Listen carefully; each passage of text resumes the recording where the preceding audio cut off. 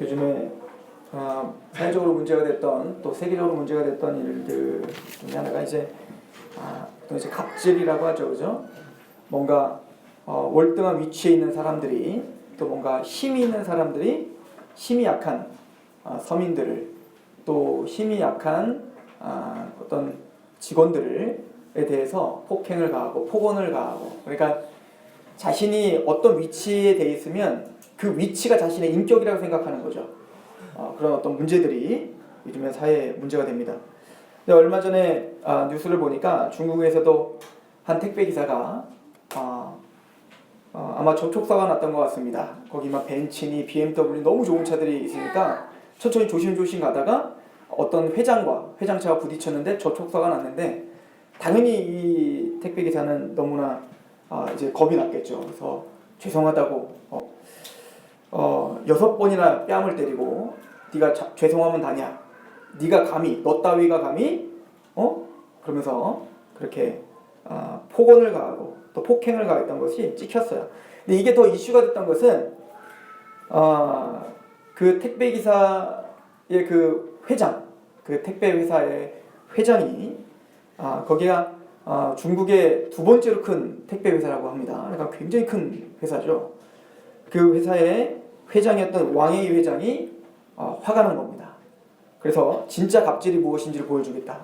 그리고 감히 내 직원을 폭행하고 그렇게 사과를 했음에도 불구하고 그거에 대해서 그렇게 폭행을 가한 것에 대해서 가만두지 않겠다라고 칼을 빼들었죠. 그리고는 모든 합의를 받지 않겠다. 그래서 지금 고소를 하고 모든 공격과 또 이거에 대한 일들을 자기가 처리하겠다라고 다 짊어졌습니다. 그리고 직원들에게 이미 폭행당한 직원을 내가 확인했고 정성을 다해 보살필 것이다. 다들 안심해라. 이렇게 선언을 해준 겁니다. 근데 저는 그걸 보면서 야, 이 사람이 진짜 회장이구나 이런 생각을 좀 했어요. 이 사람이 진짜 오너구나. 이 사람이 진짜 지도자구나 라고 하는 생각을 했습니다. 근데 보니까 그런 어떤 그 사건이 벌어졌을 때 그렇게 나올 수 있었던 것은, 그런 어떤 죄수처나 또 그런 어떤 언행들이 나올 수 있었던 것은 그 사람의 실제적인 삶, 그럼 평소의 삶이 그런 삶을 살았더라고요. 왜 그런가 하니 이 회장은 택배 기사로 시작한 거예요. 그러니까 아무것도 가진 것 없이 그 힘들게 택배 기사로 시작하면서 나중에 중국 제2대 기업을 만든 거잖아요. 그러니까 그 택배 기사의 그 마음을 알고 있었던 겁니다. 그래서 이 사람은 택배 기사가 이제 나중에 우승을 하면 뭔가를 잘하고 그러면 이제 시상을 할 때 꼭 그 기사에게 90도가 넘게 각도로 그에게 감사를 표하고 존경을 표했다고 이야기를 하죠. 그러니까 평소에 그런 존중, 그러니까 직원들에 대한 존중과 또 그 직원들의 노고를 너무 잘 알기 때문에 아마 이렇게 바로 그들에 대해서 공격을 할 수 있었던 것 아닌가 이렇게 생각이 듭니다. 그런 오너가 있으면 이 택배 기사는 싸울만 나겠다 이 생각이 들어요. 그죠? 한번 해볼만 할 거 아니에요? 두려울 거 아닙니까? 이름 모를 그 큰 회사의 회장이 자신을 향해서 공격하고 있는데 얼마나 두렵겠어요? 또 얼마나 모욕감이 생기겠습니까? 그런데 자신이 모시고 있는 그 회장이 발벗고 나서서 내가 싸우겠다 할 때 이 택배사가 얼마나 감격이 됐을까? 또 얼마나 싸울 힘이 생겼을까? 이 사람이 싸우는 게 아니라 이제 누가 싸우는 거죠? 우리 회장이 싸우는 거거든요. 이제 이길 확률이 커요. 그리고 이미 모든 분위기는 이쪽 회사로 넘어왔습니다. 이분이 바로 예수님이구나. 우리의 예수님이 바로 이렇게 싸우시는구나. 전신갑주를 취하라. 승리하라. 마귀를 대적하라. 근데 그 주님은 채울하시는 분인 거예요. 가장 낮은 곳에 오셔서 우리가 무엇이 힘든지, 우리의 시험이 얼마나 힘든지를 이미 몸소 체득하신 분이란 말입니다. 주님은 팔짱 끼고 또 뒷짐 짚고 야 니들 싸워. 그것도 못 싸우니? 그렇게 그냥 말만 하시는 분이 아니라 우리와 함께 싸우시기 위해서, 아니 우리를 이기게 하시기 위해서 주님은 이 땅에 친히 육신 입고 오셨고 우리가 당하는 그 어떤 고통보다도 더 큰 고통을 십자가에서 다 담당하셨습니다. 그리고는 그 승리하신 예수님께서는 우리에게 말씀하십니다. 싸우자는 거예요. 내가 함께 하겠다는 거죠. 너희 보고 싸우라는 게 아니라 너희는 나만 믿고 따라와. 안심해라. 두려워하지 말라. 내가 너희와 싸우겠노라 라고 말씀하시는 거 아닙니까? 그래서 히브리서 4장에 보면 그 예수님, 우리의 대제사장은 우리를 동정하지 못하시리가 아니라는 겁니다. 왜냐하면 우리와 똑같은 모습으로 우리와 똑같은 시험을 당하되 죄는 짓지 않으셨다는 것입니다. 승리하셨다는 거예요. 그의 33년 삶 동안, 예수님의 33년 삶은 죄 하나 짓지 않고 하나님의 말씀으로 승리하신 삶이었습니다. 그리고 히브리서 2장에 말합니다. 그가 시험에서 이기심은 시험 당하는 자에게 도우시기 위함이라는 거예요. 우리 시험 당하는 자를 같이 이기게 하시기 위함이라고 이야기하십니다. 그리고 우리에게 말합니다. 전신갑주를 취하라 라고 말하는 것입니다. 우리가 그 예수님께서 준비하신 전신갑주를 오늘 배우고 있는 거예요. 근데 오늘 복음의 신이라고 이야기를 합니다. 복음이 무엇입니까? 복음은 우선 소극적으로는 바로 십자가와 부활입니다. 즉 예수님의 십자가로 우리의 죄를 대속하신 사건입니다. 그 아들 되시는 하나님 되시는 거룩하신 그의 예수님께서 이 땅에 오셔서 우리의 죄를 담당하신 사건입니다. 또한 예수님은 부활하셔서 승리하셨습니다. 그 사단의 권세를 밟으셨단 말입니다. 그게 바로 우리가 믿는 복음이죠. 즉 우리는 복음의 신을 신어야 된다고 이야기를 하고 있어요. 이 복음은 바로 우리에게 생명을 얻게 하는 말씀이죠. 베드로전서 1장에 보면 너희가 거듭난 것은 썩어질 씨로 된 것이 아니요. 이 썩어질 씨는 바로 육체를 가리켜 말하는 겁니다. 그 육체, 우리가 육체로 행한 것, 우리의 열심, 우리의 어떤 노력, 그것으로 거듭날 수 없다는 거 아니에요? 그래서 니고데모에게 말하지 않습니까? 너는 진실로 진실로 너에게 이르노니 물과 성령으로 거듭나지 않냐면 하나님 나라를 볼 수도 없고 갈 수도 없다. 그리고 주님은 말씀합니다. 너희가 거듭난 것은 썩어질 씨로 된 것이 아니라 썩지 아니할 씨로 됐으니 살아있고 항상 있는 하나님의 말씀으로 되었느니라. 근데 그 말씀이 무엇입니까? 베드로전서 1장 25절은 이렇게 말합니다. 오직 주의 말씀은 세세토록 있도다 했으니 너희에게 전한 복음이 곧 이 말씀이니라. 그 복음은 우리를 거듭나게 합니다. 그 복음은 하나님을 바라보게 하고 그 십자가의 은혜가 무엇인지를 감격하게 한단 말이에요. 이게 바로 우리가 믿는 복음입니다. 그래서 고린도전서 15장에 보면 그 복음이 무엇인지 우리를 설명해 주고 있어요. 고린도전서 15장 1절에 형제들아 내가 너희에게 전한 복음을 너희에게 알게 하노니 이는 너희가 받은 것이요 또 그 가운데서 선 것이라. 너희가 만일 내가 전한 그 말 복음이죠. 그 말을 굳게 지키고 헛되이 믿지 아니하면 그로 말미암아 구원을 받으리라. 즉 그 복음은 구원을 주는 능력입니다. 근데 그 복음이 뭐라고요? 3절은 이렇게 말합니다. 내가 받은 것을 먼저 너희에게 전하였느니 이는 성경대로 그리스도께서 우리 죄를 위하여 죽으시고 장사 지낸 바 되셨다가 성경대로 사흘 만에 다시 살아나사. 이게 복음이라는 거예요. 우리에게 생명을 주는 말씀은 바로 그 십자가입니다. 우리에게 생명을 주는 또 우리에게 영생을 주는 말씀은 바로 부활의 말씀입니다. 예수님께서 우리의 죄를 위하여 내어줌이 되셨고 우리를 의롭다 하시기 위하여 다시 살아나셨느니라. 이것이 우리가 믿고 있는 복음입니다. 그러나 이 복음은 시작입니다. 이 복음이 전부가 아니란 말이에요. 이 복음은 좀 더 적극적으로 또 폭넓은 의미로는 하나님의 나라의 임함이 복음입니다. 이 두 가지 개념을 이해하는 게 너무 중요해요. 첫 번째 복음은 뭐라고요? 우리에게 생명을 주신 은혜요 사랑입니다. 대속이란 말입니다. 우리가 하나님의 은혜 가운데 죄사함을 받고 의롭다함을 받았다는 확신입니다. 그럼 두 번째 복음은 뭐냐면 하나님의 나라입니다. 이거는 마가가 우리에게 아주 정확하게 이야기해 줍니다. 마가복음 1장 14절은 이렇게 이야기해요. 요한이 잡힌 후 예수께서 갈릴리에 오셔서 하나님의 복음을 전파하여, 그렇죠? 예수께서 갈릴리에 오셔서 하나님의 복음을 전파하여 이르시되 때가 찼고 하나님의 나라가 가까웠으니 회개하고 복음을 믿으라. 하나님의 복음을 전파하여 뭐라고 선포합니까? 때가 찼고 하나님의 나라가 가까웠으니 회개하고 복음을 믿으라 라고 이야기를 합니다. 하나님의 나라가 임하시면 바로 복음입니다. 예수님의 십자가와 부활 사건을 통해서 하나님의 통치와 하나님의 나라를 우리에게 허락하신 겁니다. 이 하나님의 나라라는 게 뭐죠? 예수님의 성령님의 능력으로 귀신들을 내쫓는 그런 기적들을 베풀었습니다.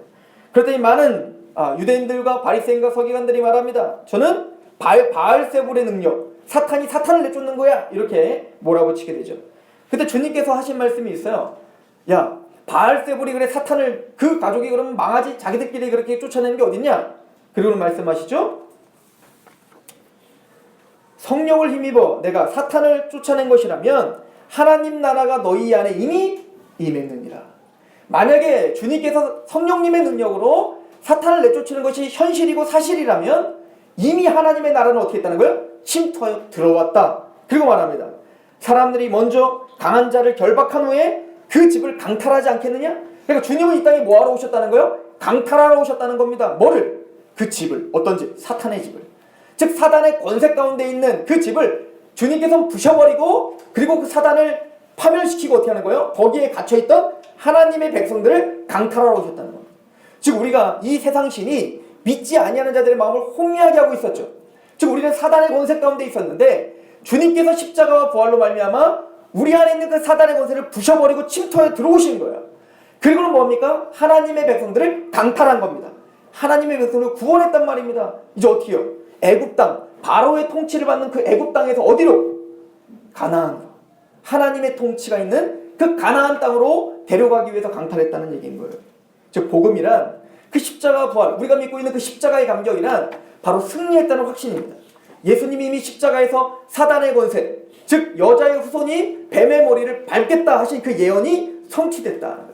때가 참에 여자의 후손으로 주님께서 나셔서 그 사단의 권세를 부수고 우리를 뭡니까? 하나님의 자녀로 확증해 주신 거예요. 우리가 복음을 우리 안에 갖고 있다면 이미 하나님의 나라가 우리 안에 임한 것입니다. 하나님의 통치가 임한 것입니다.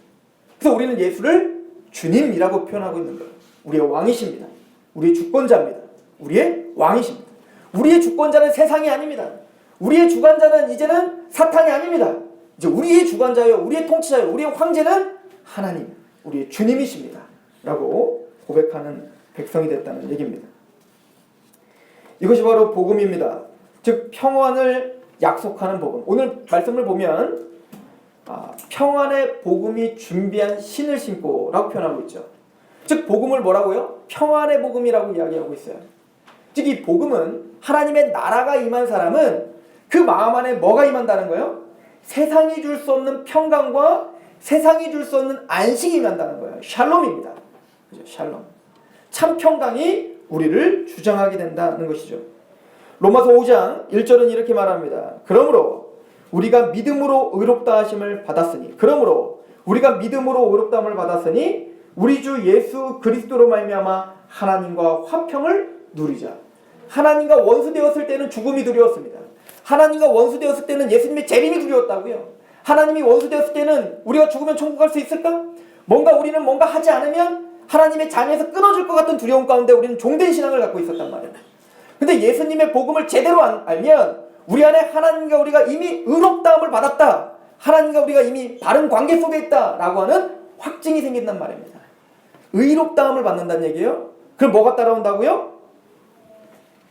우리가 믿음으로 의롭다함을 받았으니 우리 주 예수 그리스도로 말미암아 하나님과 화평을 누리자.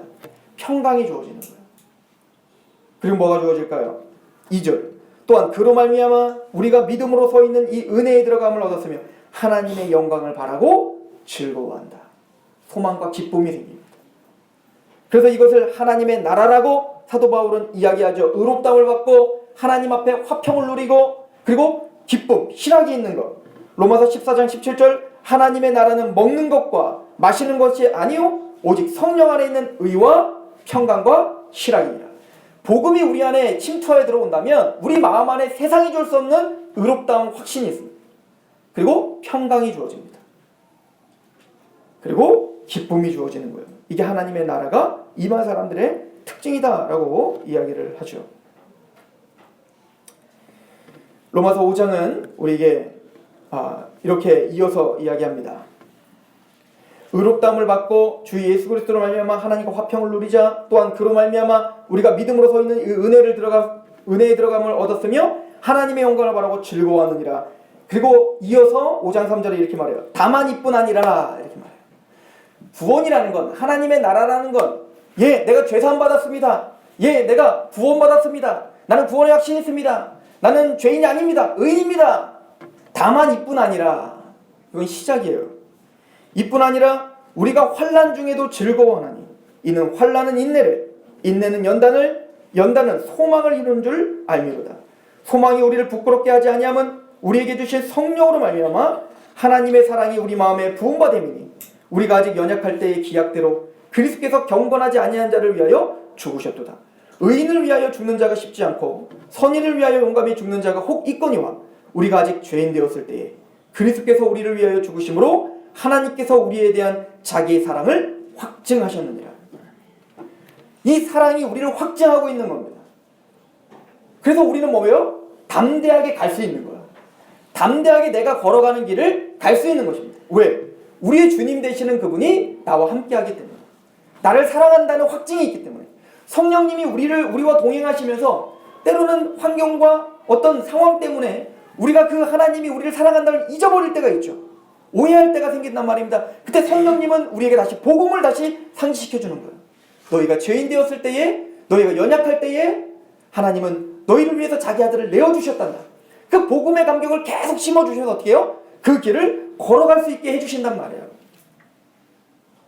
그래서 오늘 말씀에 복음의 신이라고 말하지 않아요. 평안의 복음이 준비한 신입니다.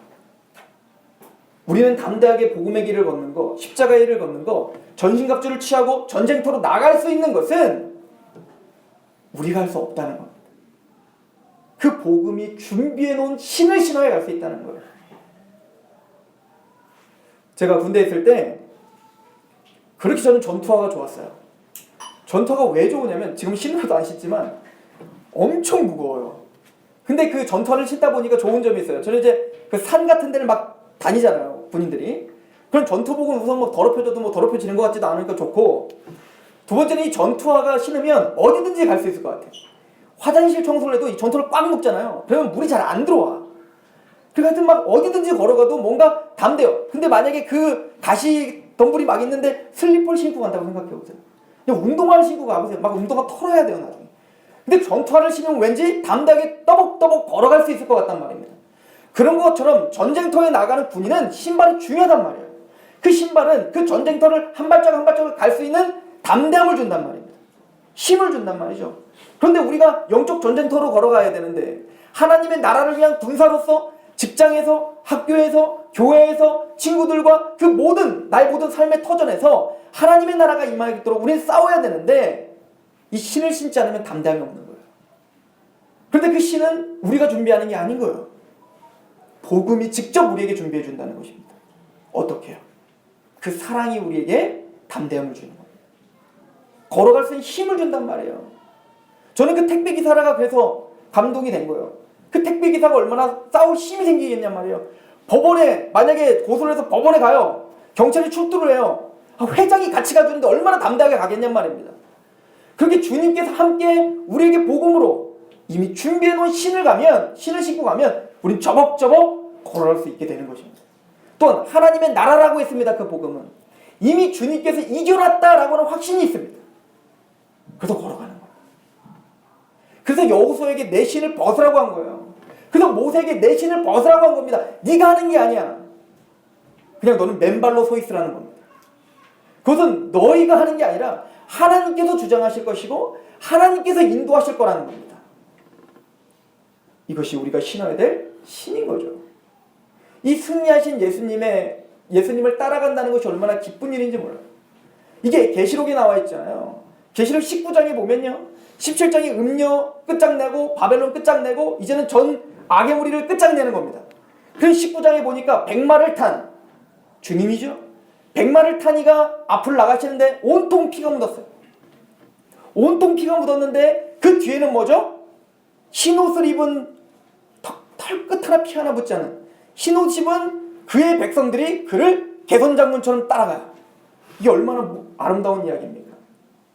주님이 싸우시는 겁니다. 앞서서 주님이 이미 싸우신 거예요. 앞서서 이미 주님이 심판을 하시고 우리 뒤에 뭡니까? 그냥 따라가는 것뿐입니다. 그러니 우리에게 말하면 안심하라. 두려워하지 말라. 복음이, 평안의 복음이 너에게 준비한 그 신을 신고 나를 따르라 라고 우리에게 말씀해 주고 계시는 것입니다. 다니엘서 12장 3절은 지혜 있는 자는 궁창의 빛과 같이 빛날 것이요 많은 사람을 옳은 대로 돌아오게 하는 자는 별과 같이 영원토록 빛나리라. 그 복음의 신을 신고 우리는 복음을 전하러 갑니다.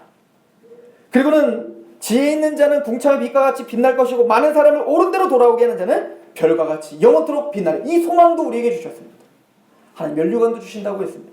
우리 눈물을 닦아주신다고 했고 반드시 너희가 승리할 것이고 그 승리의 그 계가를 부르게 될 것이란다. 이렇게 우리에게 약속을 하고 계십니다. 그래서 사도 바울은 이 두 가지가 이 사도 바울을 인도하고 있음을 고백하죠. 고린도후서 5장 13절에 우리가 만일 미쳤어도 하나님을 위한 것이요 정신이 온전하여도 너희를 위한 것이니 그리스도의 사랑이 우리를 강권하시도다. 우리가 생각하건대 한 사람이 모든 사람을 대신하여 죽었은즉 모든 사람이 죽은 것이라. 그가 모든 사람을 대신하여 죽으심은 살아있는 자들로 하여금 다시는 그들 자신을 위하여 살지 않고 오직 그들을 대신하여 죽었다가 다시 살아나신 이를 위하여 살게 하려 함이라. 사도 바울이 왜 그렇게 힘있게 살 수 있었을까요? 이 복음이 준비하는 신은 신었기 때문에 그렇습니다. 그 복음에 감격하고 그 사랑에 강권되어 내가 미쳤어도 하나님을 위해 미쳤고 온전하여도 내가 교회 하나님의 그 백성들을 위해 내가 온전하다라고 고백을 하죠.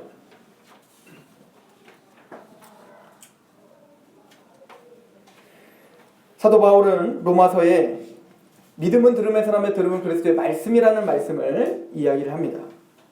믿음은 들음에서 나는 겁니다. 그러므로 복음을 전하는 그 발걸음이 없다면 하나님의 백성들이 믿음이 생길 수가 없다는 얘기인 거예요. 이 얘기를 우리 로마서 10장을 통해서 우리 좀 정리해봤으면 좋겠는데요. 로마서 10장을 봅시다. 10장 5절부터 볼게요.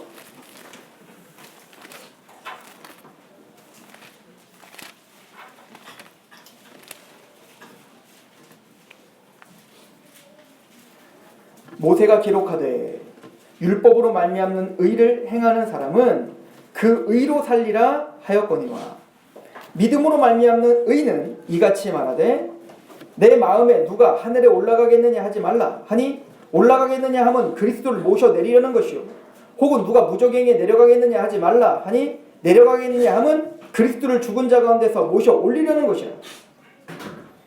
어렵죠? 쉽게 얘기해서 그런 거예요. 우리가 의롭다움, 율법으로 의롭다움을 받으려고 하는 사람은 어떻게 돼요? 막 하늘까지 올라가려면 우리가 막 주님을 올라서 막 끌어당기려는 노력과 그렇게 해야 된다는 거 아닙니까? 또 무적행까지 우리가 내려가고 막 그러니까 이건 뭐냐면 저 멀리 있다고 생각하는 겁니다. 율법으로 뭔가 열심히 해서 뭔가 저 멀리 구원이라는 건 저 멀리 있다고 생각하는 거예요. 쉽게 얘기해서. 그런데 8절 그러면 무엇을 말하느냐? 말씀이 내게 가까워 내 입에 있으며 내 마음에 있다 하였으니 곧 우리가 전파하는 믿음의 말씀이라. 그러나 그 구원은 가까이 있어요. 우리 입술에 있는 것입니다. 우리 마음에 있는 것입니다. 우리가 그 예수님을 믿고 고백하면 그 구원은 우리 것이 되는 겁니다. 우리가 하늘에 올라갈 필요도 없고 우리가 저 밑으로 내려갈 필요도 없는 거예요. 그건 이미 주님께서 다 하신 거예요. 이미 저 지옥에까지 주님께서 하강하셨다가 어떻게 하셨죠? 부활하셔 하나님의 나라에 승천하셨습니다. 주님께서 이미 이뤄놓으신 것에 우리는 어떻게 해요? 같이 가기만 하면 되는 거예요. 우리는 이 말씀, 믿음의 주인이신 그 예수님을 믿기만 하면 구원이야. 이 얘기를 하고 있는 것입니다. 그래서 10절은 이렇게 고백합니다. 사람이 마음으로 믿어 의에 이르고 입으로 시인하여 구원에 이릅니다. 11절에 성경이 이르되 누구든지 그를 믿는 자는 부끄러움을 당하지 아니하리라 하니 유대인이나 헬라인이나 차별이 없음이라. 한 분이신 주께서 모든 사람의 주가 되사 그를 부르는 모든 사람에게 부여하시다. 그러니까 구원을 위해서 뭔가 딴 데 가지 말고 뭔가 다른 거 생각하지 말고 내가 지금 전한 그 복음을 듣고 믿어라. 누구든지 그 복음을 듣고 믿으면 구원을 얻으리라. 이사야가 이렇게 예언했지 않냐? 라고 사도 바울이 강하게 얘기하는 거죠. 13절 누구든지 주의 이름을 부르는 자는 구원을 받으리라. 그런즉 그들이 믿지 아니하면 이를 어찌 부르리? 듣지도 못한 이를 어찌 믿으리요? 전파하는 자가 없이 어찌 들으리요? 그러나 우리가 입으로 시인하는 것은 올라 그냥 믿어요. 이게 아니죠. 진짜 마음에 그때는 예수님을 믿지 않으면 시인할 수가 없던 시대였어요. 예수님 믿는다는 것은 실제적인 고통이 따랐던 시대입니다. 우리 좀 예수님 믿어요. 아 그래요. 이게 아니라 예수님 믿으면 경제적인 압박이 오고 더 극단적으로는 생명의 위협까지 느껴졌던 시대입니다. 그런 시대에 입으로 시인한다는 건 뭐죠? 진짜 믿지 못하면 시인할 수가 없던 시대였던 거예요. 그래서 말하는 겁니다. 그런즉 그들이 믿지 아니하는 일을 어찌 부르겠느냐. 또 듣지도 못한 일을 어찌 믿으려. 근데 우리가 믿으려면 듣지 못했는데 어떻게 믿겠냐는 거죠. 전파하는 자가 없이 어찌 듣겠느냐. 15절 같이 읽어볼까요? 시작. 보내심을 받지 아니하였으면 어찌 전파하리요. 기록된 바 아름답도다 좋은 소식을 전하는 자들의 발이요 함과 그러므로 뭐가 복되다는 거예요? 복음을 전하는 그 발이 복되다는 거예요. 생명을 살리는 길이라는 거죠. 우리의 발은 바로 그런 생명을 살리는 발이라는 겁니다. 산을 넘는 자, 즉 뭡니까? 고난과 고통과 십자가의 길이지만 그 길을 복음을 들고 걸어가는 자, 그 발이 복되다. 그러나 이 길은 우리가 가는 게 아니라는 겁니다. 평안의 복음이 준비한 신을 신고 가는 겁니다. 그 신이 없다면 우리는 갈 수가 없겠죠. 저는 이미 여러분들이 그 신이 있다고 믿어요. 복음을 알고 계십니까? 그 십자가의 사랑에 감격하고 계십니까? 또한 하나님의 나라가 이미 임했다는 확증이 있으십니까? 이미 주님께서 앞서 싸우시겠다는 그 약속을 들고 있는 백성들이니까. 그리고 11장은 말합니다. 그러나 듣는다고 다 믿냐? 이 힘도 아닌 거예요. 자, 로마서 10장 우리 16절부터 보면 그러나 그들이 다 복음을 순종하지 아니하였도다. 이사야가 이르되 주여 우리가 전한 것을 누가 믿었나이까 하였으니 그러므로 믿음은 들음에서 나며 들음은 그리스도의 말씀으로 말미암느니라. 그러나 내가 말하노니 그들이 듣지 아니하였느냐? 그렇지 아니하니 그 소리가 온 땅에 퍼졌고 그 말씀이 땅끝까지 이르렀도다 하였. 그들이 듣지 못해서 믿지 못했냐? 들어도 믿지 못했다 이거야. 이스라엘 백성들이. 그러면 우리가 복음을 전한다고 해서 다 믿어지는 거예요? 아니라 라고 말하는 겁니다. 그럼 누가 믿어지죠? 19절. 그러나 내가 말하노니 이스라엘이 알지 못하였느냐? 먼저 모세가 이르되 내가 백성 아닌 자로서 너희를 시기하게 하며 미련한 백성으로서 너희를 노엽게 하리라 하였고 이사야는 매우 담대하여 내가 나를 찾지 아니한 자들에게 찾은 바 되고 내게 묻지 아니하는 자들에게 나타났노라 말하였고. 우리입니다. 우리는 사실은 주님을 찾지 않았습니다. 하나님 어디 있습니까? 나에게 구원을 주십시오 라고는 갈망도 없었습니다. 근데 그 하나님이 여러분들을 어거지로 찾으신 거예요. 그리고 듣게 하셨습니다. 전하는 사람, 누군가를 보내주셔서 복음을 말하게 하셨고 그 복음을 듣게 하셨어요. 듣는다고 다 믿어요? 아니라고요. 태반이 못 믿어요. 근데 그 중에 하나님은 뭡니까? 전하게 하시고 듣게 하시고 믿어지게 하시더라는 겁니다. 그리고 입으로 신하게 하시더라는 거죠. 그리고 11장은 예정에 대해서 이야기하는 겁니다. 11장 3절 주여 그들이 주의 선지자들을 죽였으며 주의 제단을 헐어버렸고 나만 남았는데 내 목숨도 찾나이다니 그에게 하신 대답이 무엇이냐? 내가 나를 위하여 바알에 무릎 꿇지 아니한 사람 7,000명을 남겨두었다 하셨으니 그런즉 이와 같이 지금도 은혜를 택하심을 따라 남은 자가 있느니라. 이 복음이 전파되고 이 복음이 들려지고 이 복음이 믿어졌다면 여러분은 남은 자입니다. 바알에 무릎 꿇지 않는 그 7,000명, 그 7,000 용사가 누구라는 거예요? 오늘날로 말하면 그 복음을 정확하게 알고 복음 앞에 감격하여 복음이 준비한 신을 신고 있는 우리를 말하는 겁니다.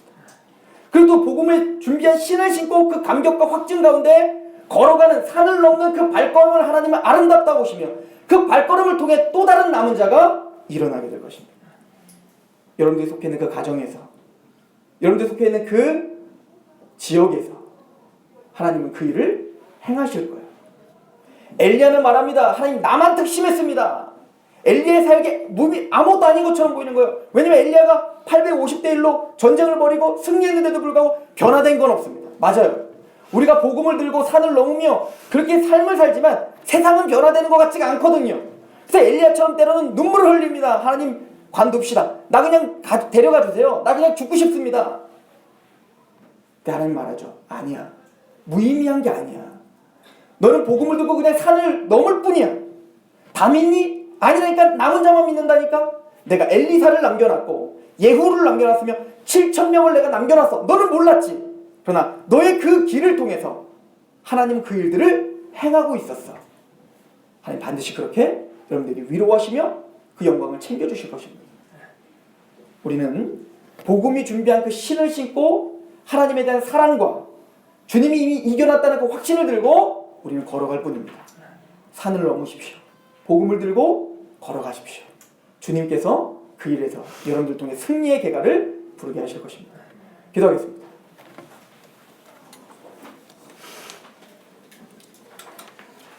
하나님, 사도 바울은 스스로 복음의 빚진 자라 이야기합니다. 헬라인이나 야만인이나 종이나 자유인이나 누구를 만나든 빚진 자처럼 마음이 부담이 되고, 나에게 사랑을 주신 그 긍휼을 베푸신 그 하나님의 이야기, 그 십자가의 이야기, 그 예수님의 이야기를 전하고자 마음이 불붙는 듯 했습니다. 그리고는 그 사랑과 하나님이 이미 이겨놨다라고 하는 확신을 가지고 그 신을 신고 담대히 터벅터벅 걸어가는 인생을 살았습니다.